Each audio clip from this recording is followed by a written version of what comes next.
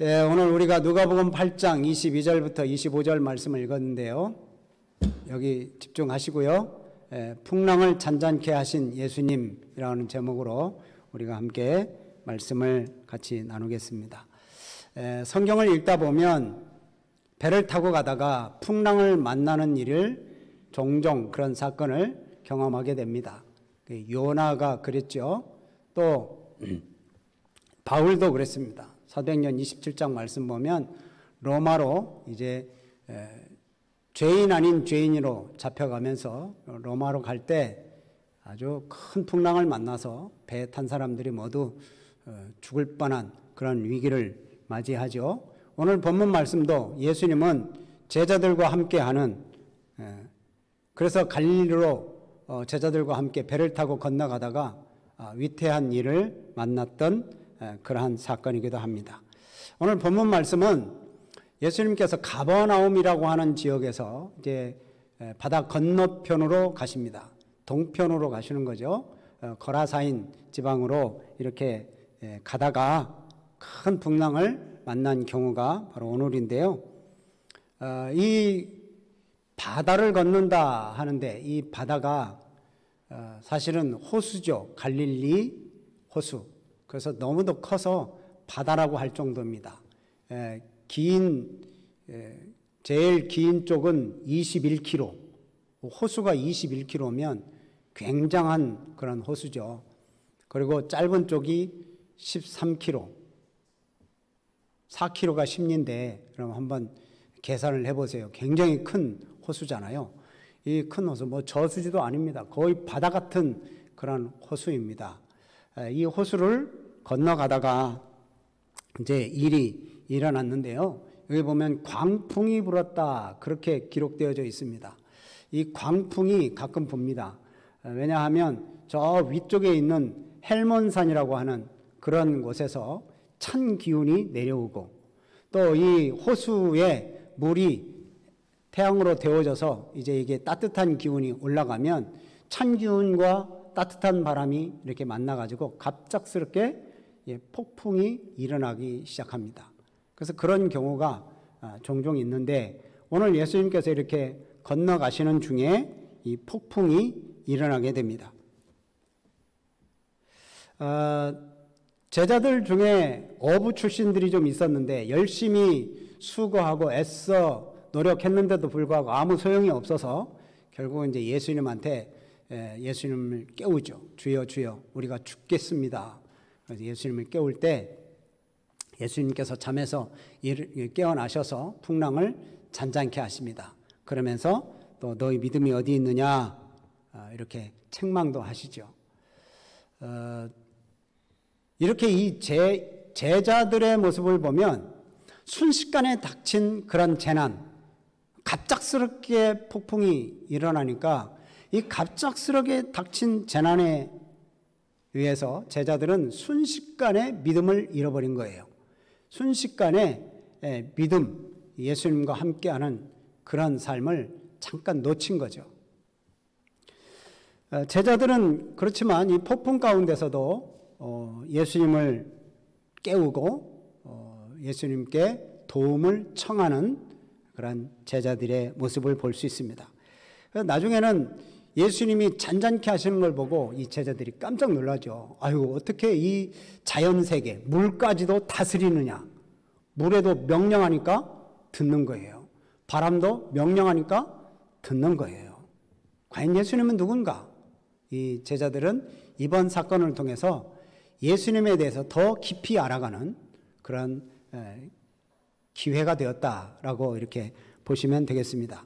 우리들도 우리의 삶에 위기가 닥칠 때 해결하실 수 있는 분은 바로 하나님뿐이다. 바로 예수님뿐이다 라고 여러분 믿으시기를 바랍니다. 그럴 때 우리의 삶의 항해를 계속 할 수 있고 그 가운데서 평안을 얻을 수 있는 게 바로 이 믿음의 삶입니다. 오늘 말씀을 우리가 같이 같이 보면서 몇 가지 좀 생각해 보겠습니다. 우선 28절 말씀을 한번 읽어보죠. 시작. 23절입니다. 시작. 행선할 때에 예수께서 잠이 드셨더니 마침 광풍이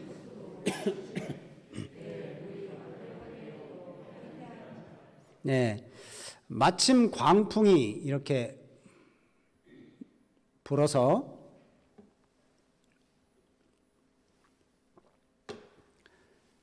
배에 물이 가득하게 됩니다. 위태한지라라고 이렇게 되어 있죠. 이 말씀을 보면서 우리가 생각할 것은 우리의 삶 가운데서도 크고 작은 풍랑이 있다라는 것을 우리는 알아야 합니다. 제자들은 지금 제자들 자기들만 간 게 아닙니다. 누구와 함께 했습니까? 예수님과 함께 지금 배를 타고 건너가는 중이에요. 그런데도 불구하고 예수님과 함께 하는데도 불구하고 풍랑이 일기 시작하는 겁니다. 아무리 노력해도 잠잠해지지 않는 것입니다. 그것처럼 인생은 때로는 순풍에 돛을 단 것처럼 그렇게 안전하게 순풍에 따라서 이렇게 갈 때도 있지만 우리 인생의 풍랑이 얼마나 거셉니까? 그런 인생의 풍랑을 만나는 적이 더 많다 하는 겁니다. 우리가 예수님을 믿는 성도라고 예수님을 믿는 사람들이라고 하지만 인생길이 다 평탄한 것만은 아니잖아요. 우리에게도 인생의 위기가 있습니다. 더군다나 예수님을 믿기 때문에 더 풍랑이 더 일어날 수 있습니다. 예수님을 믿으면 더 손해를 볼 수 있고요. 예수님 믿는 것 때문에 더 우리가 괴로움을 당할 수도 있습니다. 갑자기 사업이 어려워지고요. 요즘 코로나 시대에 사업이 어려운 사람들 얼마나 많이 있습니까? 또 갑작스럽게 자녀들이 탈선하고 가정이 막 흔들리고 이런 경우를 당하면 우리는 어떻게 해요? 주님을 더 붙잡잖아요. 주님 앞에 나아가고 믿음으로 서잖아요. 그런데 주님은 아무런 대답도 없고 아무런 응답도 없으시고 침묵만 하고 계시는 거예요. 어떤 때는 깝깝하죠. 그래서 우리는 막 그렇게 합니다. 내가 믿음으로 이렇게 사는데 왜 이렇게 내 인생에 풍랑이 이렇게 일어납니까?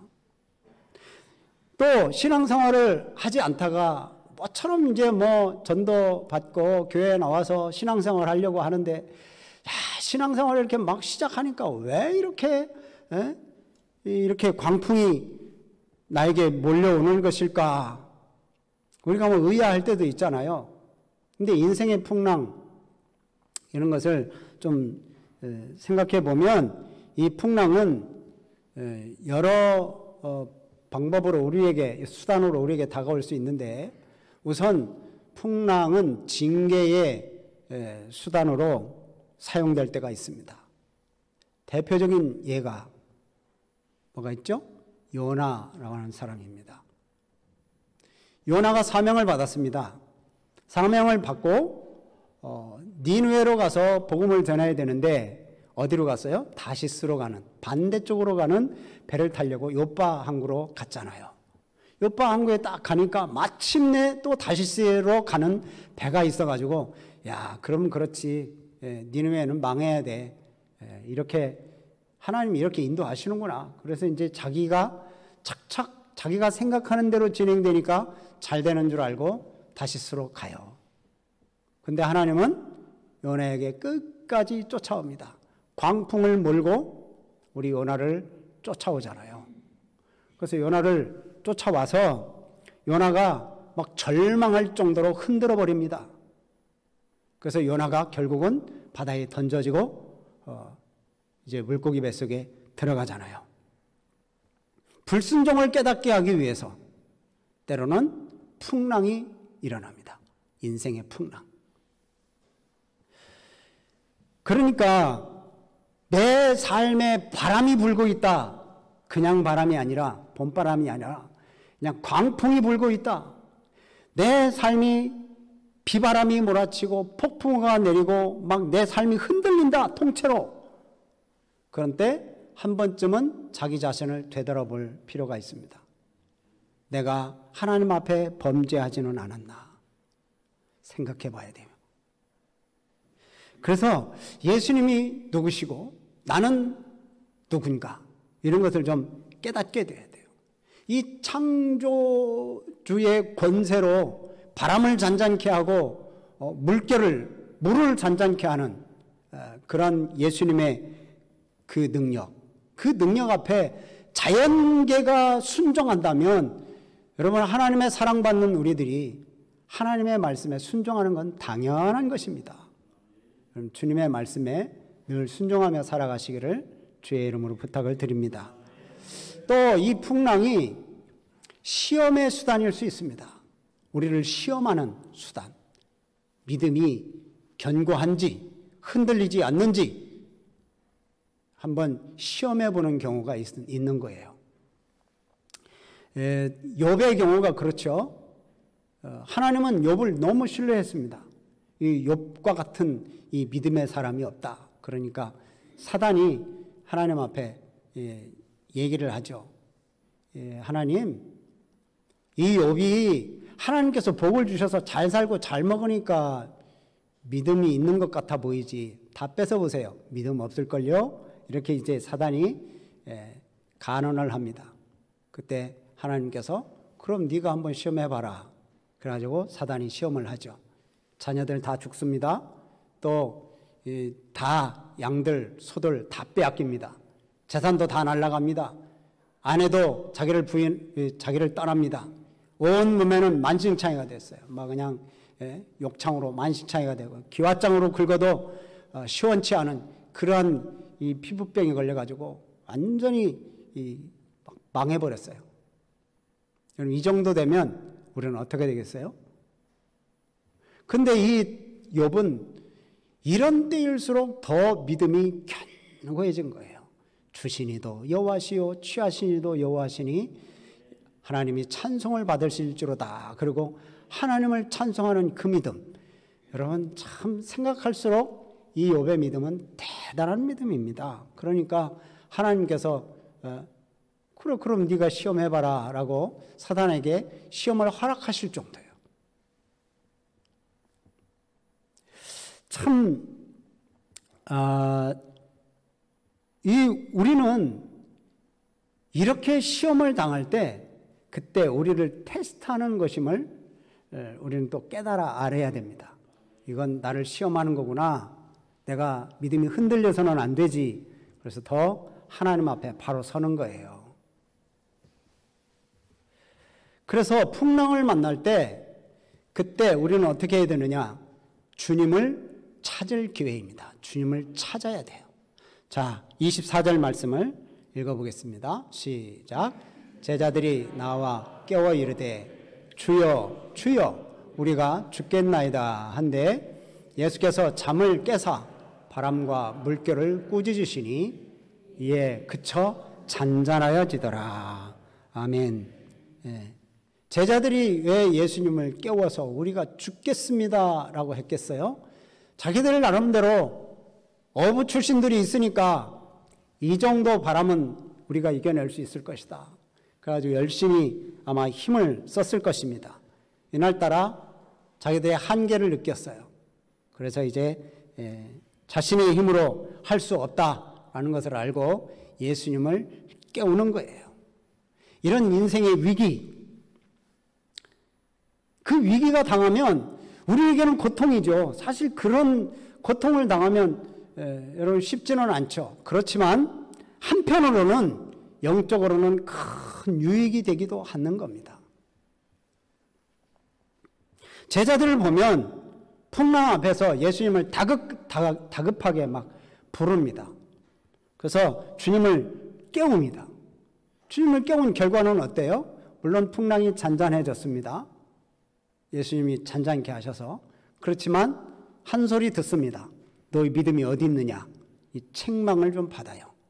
여러분 책망을 받지만 주님을 부르는 그 자체, 그게 바로 문제를 해결할 수 있는 그런 방법이잖아요. 믿음이 내 믿음이 연약하고 내 능력으로 할 수 없을 때, 나는 보잘것없음을 절감하고 있을 때, 그때 하나님밖에는 의지할 수 없잖아요.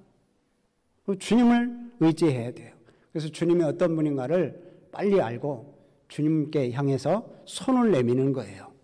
우리 사랑하는 성도님 여러분, 여기 제자들처럼 우리도 이 세상을 살아갈 때 살아가면서 예기치 않은 인생의 풍랑을 우리는 종종 경험하고 그것 때문에 당황할 때가 많이 있습니다. 근데 제자들은 이 위기를 통해서 믿음이 성장했어요. 그 예수님이 누구신가를 더 알게 됐어요. 우리들도 역시 마찬가지입니다. 우리 위기를 당하면 우리는 굉장히 괴롭고 힘들고 어렵습니다.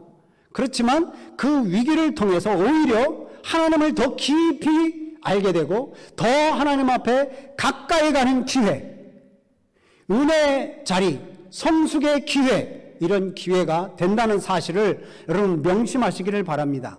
그냥 낭망하고 실망하고 좌절할 것만은 아니라는 겁니다.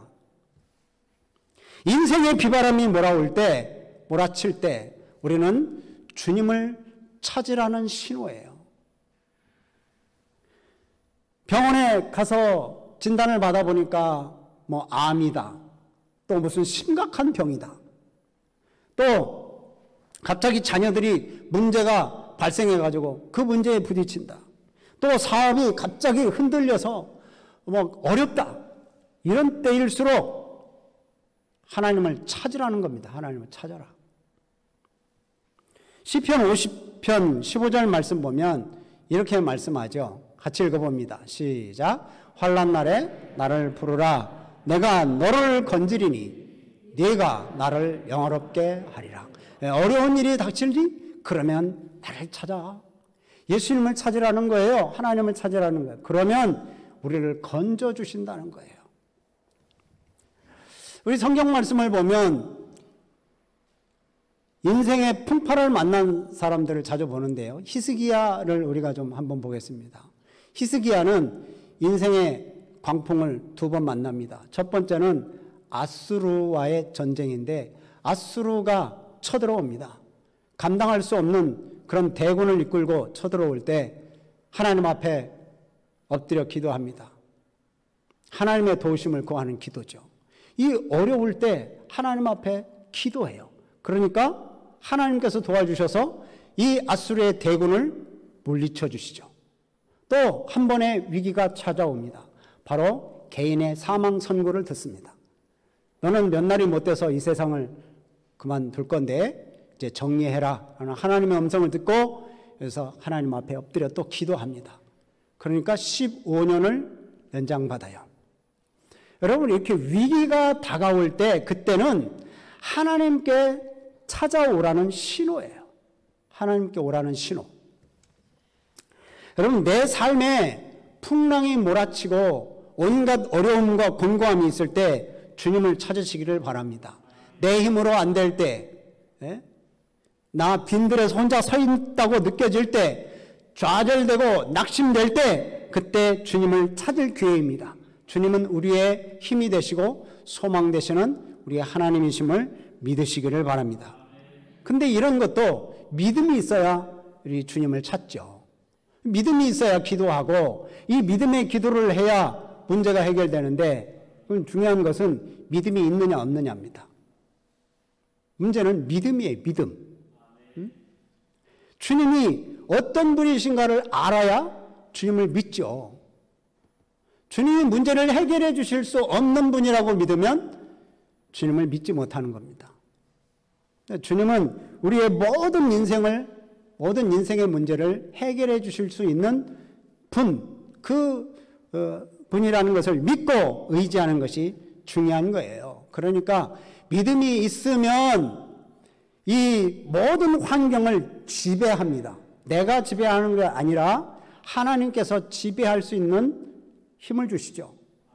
그런데 믿음이 없으면 환경으로부터 지배받아요. 지배받으면 좌절이 되고 두려움이 오고 낙심이 되고 그렇게 되는 거예요. 그러니까 믿음은 바로 소망을 갖게 되고 환경을 지배하게 됩니다. 여러분, 믿음으로 환경을 지배하고 소망을 품고 우리 예수님께 더욱더 가까이 가시는 그런 우리 성도님 되셔서 기도함으로 승리하시기를 주님의 이름으로 축복합니다. 기도할 때 또 우리가 뭐 그냥 이 풍랑을 없애주세요, 이 고난 없게 해주세요 이렇게 기도하는 것보다 풍랑이 우리에게 임할 때 우리가 이 풍랑을 이겨낼 수 있게 하여 주세요, 좌절하지 않게 해주세요, 믿음으로 이겨낼 수 있게 해주세요, 이렇게 기도해야 되는 거죠. 우리 인생에 풍랑이 없을 수 있어요? 우리 인생에 풍랑이 없을 수는 없어요. 믿음 달라고, 그리고 믿음으로 하나님 앞에 나아가는 우리 성도님들이 되시기를 바랍니다. 또 우리가 마지막으로 한번 생각해 볼 것은 우리 예수님을 알아야 문제를 해결받습니다. 예수님이 누군지 알아야죠. 아까도 믿음이 있어야 하나님 앞에 기도하는 것처럼 예수님이 누군지 알아야 주님을 의지하죠. 자, 25절 말씀 같이 읽어보겠습니다. 시작. 제자들에게 이르시되 너희 믿음이 어디 있느냐 하시니 그들이 두려워하고 놀랍게 여겨 서로 말하되 그가 누구이기에 바람과 물을 명함에 순종하는가 하더라. 제자들은 지금까지 예수님과 함께 동행했습니다. 예수님의 놀라운 기적들을 봤고 표적들을 보아왔습니다. 그럼에도 불구하고 아직도 예수님이 온 우주 만물을 주관하시는 하나님이심을 알지 못했어요. 그것까지는 믿지 못했어요. 그걸 깜짝 놀라죠. 저 사람이 누구기에, 이가 누구이기에, 그러면 예수님이 누구이기에 이렇게 바람도 또 물도 잔잔케 하는가. 정말 하나님이심을, 하나님의 아들이심을 깨닫지 못한 거죠. 온 우주 만물을 창조하시고 다스리시는 분임을 깨닫지 못한 거죠. 그래서 그가 누구이시기에 라고 이렇게 놀라서 이렇게 질문하는 것은 정말 몰라서 그러는 게 아니라 더 깨달은 거예요. 이 사건을 통해서 더 예수님이 어떤 분인 것을 더 깨달은 거죠. 이 제자들의 모습을 보면서 우리들의 믿음의 상태가 어떤지를 돌아보시기를 바랍니다. 예수님을 따르면 그냥 우리의 인생이 그냥 고요하고 예수님 믿는 생활하면 그냥 평안한 그런 삶을 살게 된다 생각하는 것은 잘못입니다. 인생의 풍랑이 우리들이 누구에게든지 있습니다. 믿지 않는 사람도 예수 믿는 사람도. 근데 예수 믿는 사람의 인생의 풍랑은 더 격할 수도 있어요. 아까 말씀드린 것처럼 예수님 믿는 것 때문에 더 손해보고 더 뒤로 물러나야 되고 내가 막 참아야 되고 그런 것 때문에 풍랑이 더 심할 수도 있습니다. 그래서 우리 인생 가운데 막 폭풍우가 몰아치고 그래서 이 쓰나미가 밀려오고 뚝이 터지고 그래서 이 폭풍우 때문에 우리의 삶이 파손되고 우리의 평안이 완전히 깨지는 그런 위협이 우리에게 있습니다. 이럴 때 진정한 믿음은 뭐예요? 우리에게 그러한 풍랑이 몰려온다 해도 그래서 우리 하나님께서 이 풍랑을 당장 잔잔하게 하시고 우리를 구하지 않는다 해도 하나님은 분명히 살아계셔서 우리를 선한 방법으로 인도하실 거다라는 거예요. 예수님도 큰 풍랑을 하나 만나십니다. 바로 십자가를 지시는 일이죠. 십자가를 지셔서 다 죽습니다. 그냥 죽어요. 그래서 나중에 이 죽음 이후에 하나님께서 선한 일들로 역사하십니다. 온 인류를 구원하시죠. 예수님의 그 십자가의 사건을 통해서.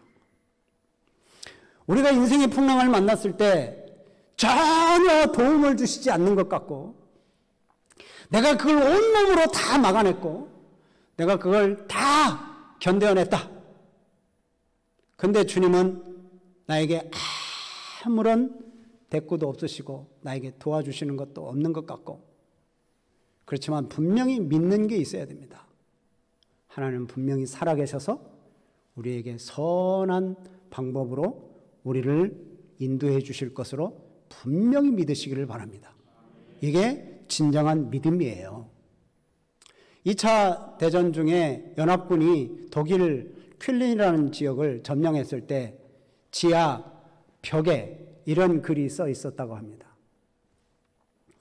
나는 비록 해가 빛나지 않는다 해도 해가 있음을 나는 믿는다. 또 나는 비록 사랑을 느끼지 못한다 하더라도 나는 사랑이 있다는 것을 믿는다. 또 나는 비록 하나님이 침묵하시더라도 하나님이 살아계심을 믿는다. 이런 내용입니다. 여러분 그렇습니다. 하나님이 침묵하셔도 분명히 하나님은 살아계셔서 우리를 선한 방법으로 인도하신다는 사실을 믿으시기를 바랍니다. 누가 이 세상의 이 풍파를, 인생의 풍파를 누가 잔잔케 하실 수 있어요? 누가 내 인생의 풍파를 잔잔케 하실 수 있어요? 누가 이 온 세계 지금 팬데믹으로 덮고 있는 이 코로나의 그런 위기를 누가 극복해낼 수 있어요? 백신이 그래요? 안 그래요. 지금 변이 바이러스가 또 나타나가지고 지금 또 그게 이 백신이 그것을 완전히 다 커버할 수 없잖아요. 아무도 할 수 없는데 누가 할 수 있습니까? 예수님만이 하실 수 있습니다. 하나님만이 하실 수 있습니다. 이 위기를 이겨내는 것은 열심히 사는 것보다도 더 믿음으로 사는 겁니다. 열심히 살고도 살아야 되지만 믿음으로 살아야 돼요. 믿음으로. 이럴 때일수록 더 하나님을 가까이 하고 주여 우리가 죽겠나이다. 주님을 깨워야죠. 뭐 주님은 늘 깨어 계시지만 우리가 깨우라는 것은 하나님 앞에 부르짖으라는 거예요. 우리 하나님은 내 작은 신음까지도 응답하시는 하나님, 내 머리털까지도 세시는 하나님, 그래서 우리의 세세한 부분까지도 자세히 잘 아시는 하나님이세요. 참새 한 마리도 땅에 떨어지는 것을 허락하지 아니하시면 그 참새가 땅에 떨어지지 않는다고 하시는 그 하나님이십니다. 하물며 하나님의 아들, 딸들인 우리들, 하나님께서 우리들을 지키시고 보호하시지 않겠어요? 우리에게 관심을 가지지 않겠어요? 내 모든 형편을 아시는 우리 하나님 앞에 기도하시기를 바랍니다. 주님, 내 인생에 환난의 비바람이 몰아치고 있습니다. 내가 감당할 수 없는데 하나님 감당할 힘을 주시옵소서. 이제 하나님 앞에 그렇게 기도하는 거예요. 하나님을 원망하지 말고 하나님 앞에 살아계신 우리 아버지 되시는 하나님 앞에 우리 하나님 앞에 기도하는 것입니다. 그때 비로소 우리가 나에게 주어진 풍랑을 잔잔케 할 수 있는 그런 힘, 평안, 능력, 위로, 소망 그것이 우리 가운데 넘치는 줄로 믿습니다. 믿음으로 승리하시는 우리 성도님들이 되시기를 주님의 이름으로 축복합니다.